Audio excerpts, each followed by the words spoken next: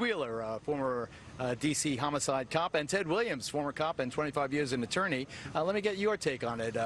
Ted, you first. What do you think about what the federal government should do? How do you react to this? Well, I think clearly, Geraldo, they should look at a civil rights lawsuit, at least checking it out. I remember when we had the Rodney King case.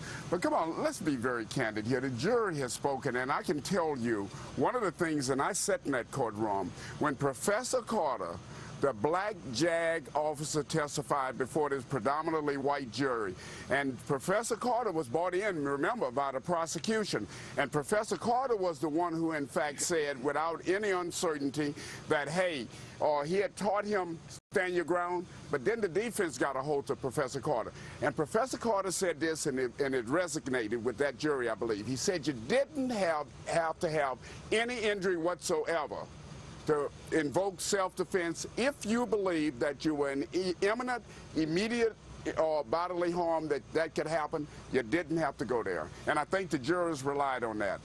What do you think, Rod Wheeler? What do you think about the feds, the Justice Department, and Eric Holder? What do you think the possibility is? Well, let me just say this, Geraldo, and you've been knowing me for many, many years. I think the Justice Department definitely should take a look at this case. I mean, they should probably do it by way of going down through a grand jury. But let me say this, because I think this is important, and I've heard a lot of my co-panelists speak about how race was not involved in this. You have to try to understand and look at it from the perspective of an African American. Real quickly, Michael Vick was convicted of killing a dog, and he did 3 years in jail, but then you got a guy named Zimmerman who can shoot an African-American child, and he walks free. Just try to understand that. Let me just finish by saying this, Geraldo. Zimmerman did not shoot and kill and put a bullet in Trayvon because Trayvon is Baptist. That's not why he did it. So figure out any other reason why he did it. But how about this, Rod? He did it because, first of all, why did the encounter start?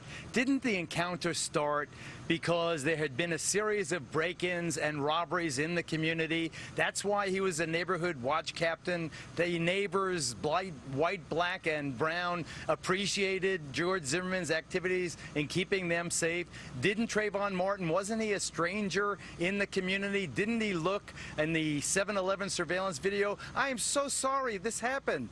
I am so upset for these parents now, and they go home and they get no justice. But, sometimes awful things happen to nice people. It happened here. I think the cautionary tale, shouldn't we, if we want to really remediate what happened here, first of all, should we say we have to say there's no winners here, but we have to also have to tell our children to avoid these kind of confrontations whenever you possibly can.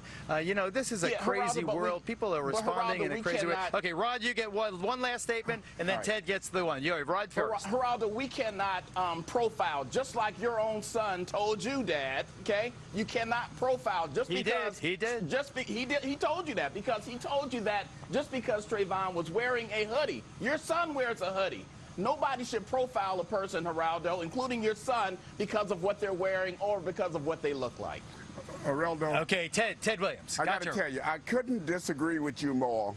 Trayvon Martin he was a kid. He had every right to be where he was at that immediate time. It was raining. He had a right to have that hood over his face. There is right and there is practical sense. Well, wait a minute. What uncommon sense was he operating under at that time? You see a guy saying, "Hey, kid, what are you doing here?" And you want to turn around and confront them? And is that the lesson you tell your son? Hey, I tell you, if you follow somebody in the dark and you see somebody's silhouette, there's fear. There's going to be fear in you. You got one of two choices. You can take off running or you can confront them. Trayvon Martin